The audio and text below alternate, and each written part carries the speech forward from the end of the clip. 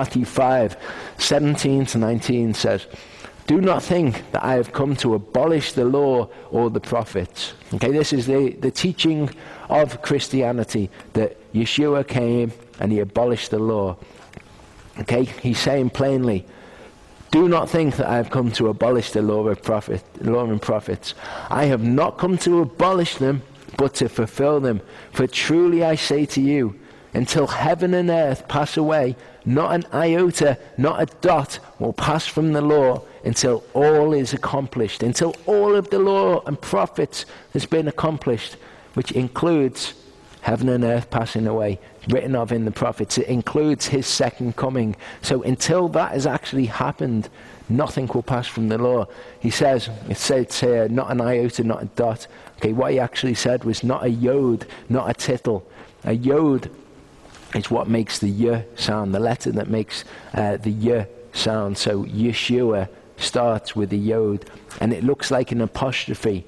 Okay, it is a little mark. A tittle is a decorative mark on top of a letter. Okay, so he's saying the smallest little mark in the Hebrew will not pass away until all of the prophets have been accomplished. Therefore, whoever relaxes one of the least of these commandments and teaches others to do the same will be called least in the kingdom of heaven. But whoever does them and teaches them will be called great in the kingdom of heaven. So, the least of the commandments, you've got to continue to do that. Don't think that the law of the prophets has been abolished, almost as if he knew that that's what people would say. He says, follow even the least of these commandments. Okay? A yod or a tittle will not pass from the law until all of the law and prophets have been accomplished. Now, people love to focus on verse 17. It says, do not think that I have come to abolish the law or the prophets. I have not come to abolish them, but to fulfill them. And people say, what fulfill means is that he has come along and he's done the law so perfectly that he's completed it so that nobody has to do it again. Okay? We can tell that that's false just from the context here, where he says, until all the law and the prophets is accomplished, not one yod or tittle will pass from the law, and where he tells people to follow even the least of the commandments. Don't relax even the least of them and teach other people to do so. And yet we've got people now teaching people to forget huge tracts of the commandments. But let's look at this word, fulfill, here. In the Greek, the word is plereu. Okay? The other time that it's used in Scripture, or another time when it's used, it shows us what it really means. In Romans 15, verse 19, it says, through mighty signs and wonders by the power of the Spirit of God, so that from Jerusalem and round about to Illyricum, I have fully preached the gospel of Christ. It's the same Greek word here. It should be translated here as fully preach. So do not think I have come to abolish the law of prophets. I have not come to abolish them, but to fully preach them. We can see this is exactly what he's talking about, because that's exactly what he does now. In the verses afterwards, he says, you have heard that it was said to those of old, you shall not murder, and whoever murders will be liable to judgment. Okay, so the people have been taught, if you murder someone, then you'll be liable to the judgment of God. But I say to you that everyone who is angry with his brother will be liable to judgment. Whoever insults his brother will be liable to the council, and whoever says you fool will be liable to the hell of fire. Okay, in the Greek, the fires of Gehenna, that's the means of destruction. You'll be liable to being destroyed. Okay, you will be liable to this judgment. So what he's doing is he's coming along and he's saying, you've heard that it was said to those of old. In other words, people have told you that this is what the law says. Okay, bear in mind the people of this time didn't have Torah scrolls. They couldn't just go and grab their Bible off the shelf and check what the law of God said. They'd go to the synagogues where the law would be preached, and they'd learn it that way. So they would learn it off people who've told them that the law says, do not murder. But he says to us, as he's fully preaching the law, that the law tells us that everyone who is angry with his brother will be liable to judgment. Okay?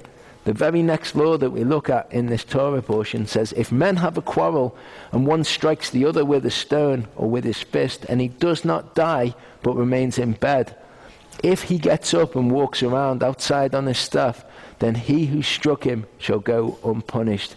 He shall only pay for his loss of time and shall take care of him until he is completely healed. So, you've got the death penalty if you commit murder. If men have a quarrel and one strikes the other with a stone or with his fist so that he doesn't die, okay, but he's still been angry with him, he's still struck him with the stone, if he gets up and walks around on his staff, then he who struck him shall go unpunished. In other words, the death penalty will not apply. He shall only pay for his loss of time. Restitution will be made to this person, which is important to Yehovah, as we'll see throughout the rest of this Torah portion, and shall take care of him until he is completely healed. Okay? If you strike someone and injure them, then you've got to take care of them until they're healed. Think of it, if you've had an argument with somebody and you've got to the point where your blood's boiling and you've struck them with something, think about what it would do. Think about the restoration that it would be brought in the relationship if you were to look after them until they were completely healed. Okay? This is the law being fully preached. What the other things that the law says in it. It doesn't just say don't murder.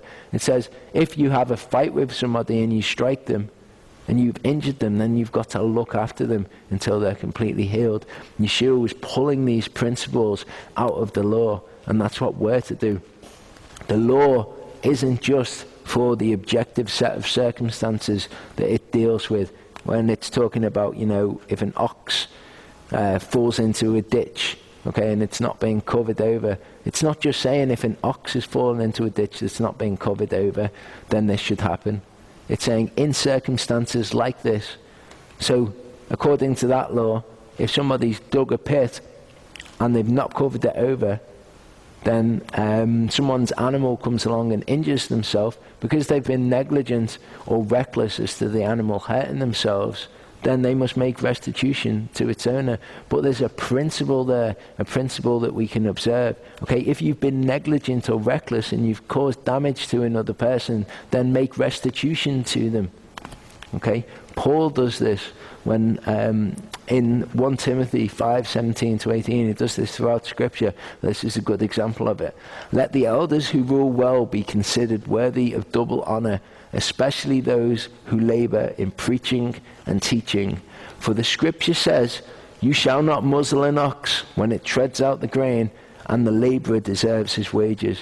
So how does he know this principle of let the elders who rule well be considered the double honor, especially those who labor in preaching and teaching? Okay, where does he get that principle? He gets it from the Scripture that says, you shall not muzzle an ox when it treads out the grain. Okay, in other words, when work is being done, don't stop the one who is doing the work from benefiting from it. Okay? That is talking about an ox, talking about muzzling an ox. But what Paul has done there is he's recognized the principle. He's recognized the principle of morality, of justice within this law. So as we look at all of these laws, we've got to recognize what is it that Yehovah is trying to say is just. What is it that he's trying to say is unjust? We can't just legalistically look at these laws and say, well, I'm not muzzling an ox as it treads out the grain, so I'm not breaking that law. We've got to look at the law and see how it reveals what Yehovah says is just and seek these things out.